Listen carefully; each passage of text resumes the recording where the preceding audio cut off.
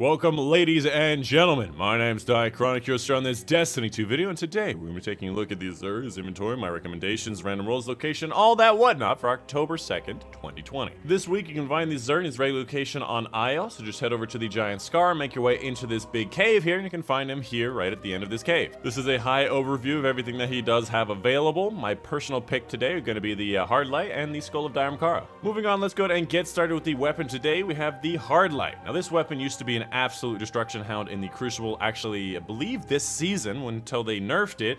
The way they nerfed it in a couple different ways, they reduced the infinite range to a 70% damage fall off, so it goes down to 70% of its total damage at the farthest possible range. It make it so the ricochet off hard surfaces did a lot less damage per ricochet, which I don't think that was really that big of an issue, but even then this weapon is still, in my opinion, one of the best weapons to use in the Crucible, especially if you don't have that perfectly rolled gnawing hunger and all that whatnot. A 600 RPM, huge magazine, great stats because it's an exotic, great, it can bounce, it has great damage fall off stuff. Honestly, this thing is amazing. You should still use it if you don't. God, I keep getting bit by bugs. Where did they go? Oh, my cat is sleeping on the bed. And lastly, this weapon actually does have a catalyst. I believe it maxes out its stability, which is actually pretty stable already. Moving on to the Hunter exotic today, we have the Orpheus Spathe. Now this is a particular exotic that I think that Bungie really does need to change because it's not really that great and definitely inferior to a lot of other exotics. The reason why I say it's inferior is because its main perk grants 2 knives per charge, which basically just means an additional melee charge for exclusively the solar subclass. There are so many other exotics that allow you to get an additional charge of whatever, but not being locked to a single subclass. For example, Claws of Amkar for the Warlock, additional melee charge, doesn't care what subclass. Armamentarium, an additional grenade, doesn't matter what subclass. There's so many other exotics that give you bonuses if you're locked into a certain thing. Starfire Protocol gives you an additional fusion grenade, and you get fusion grenade off of empowered weapon damage, and you can get empowering rifts off of fusion grenade kills. So there's so many more interesting, better exotics out here, and all you ever get is an additional knife charge, and that's not really a big deal with the Hunter. Honestly, it would be faster to get your melees if you use 6 Coyote with Gambler's Dodge, because the dodges come up way faster than the melees, and you'll end up getting a lot more melees in the end anyway. So, and I still don't even use 6 Coyote, so it just really appears to me that this exotic is not really much use at all. And I do understand that this season we have Solar Plexus, but still, yet again, 6 Coyote, more knife charges, it's just better. As far as the roll goes, I'd like to see a lot of strength and a lot of mobility. We do see a decent mobility, but really not a lot of strength, and intellect really doesn't match this particular item. So a pretty poor roll on a pretty poor exotic with a pretty cool looking ornament. Look at that Cobra. Moving on to the Titan exotic, we have the Mask of the Quiet One, often described as a poor man's one-eyed mask. However, I would say the one-eyed mask is better in almost every single way. If you've never heard of it, its main perk, Dreaded Visage, grants ability energy when you're damaged, and when critically wounded, you regain maximum health on kills. Now, this cooldown is better than the One-Eyed Mask cooldown, but there is actually a cooldown on it, and it's also very inconsistent. I have very infrequently gotten maximum health on kills with this particular exotic, and the ability regeneration is also very small. However, I have had a lot of conflicting results with this, so please let me know in the comments down below if I'm missing something major about it, because this seems weird and glitchy.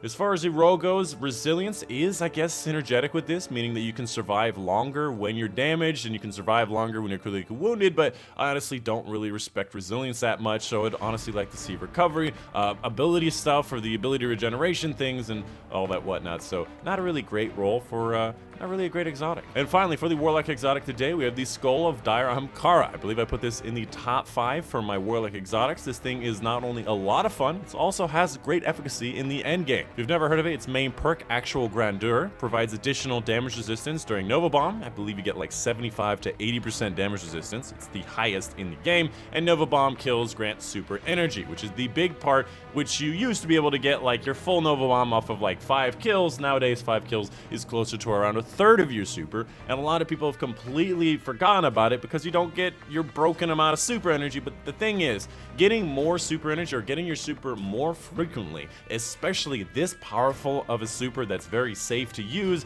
is an endgame powerhouse.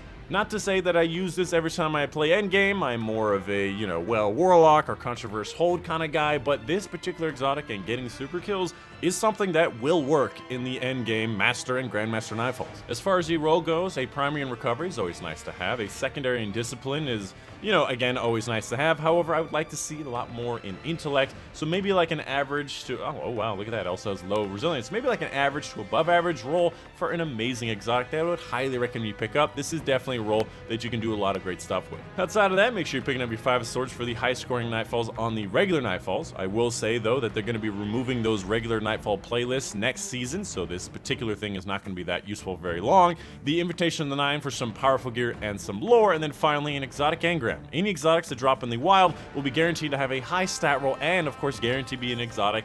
Ooh, that's some good stuff right there. Guaranteed to be an exotic that you don't have or you've never gotten. So if you're missing any particular exotic, this will allow you to fill out your collection, and this particular thing will allow you to get a much higher stat roll. You can see the base level on my previous one was 48, and this is 65, so it is a lot better. However, not a lot of better stats, to be fair. I don't really care about strength. I don't understand what's up with these exotics lately. I have Claws of Ahamkara, and I get it literally the minimum possible strength, and then I get Controversial Hold, and I get a nice set of strength on it. Like, it's just a bit weird. That's a bit weird.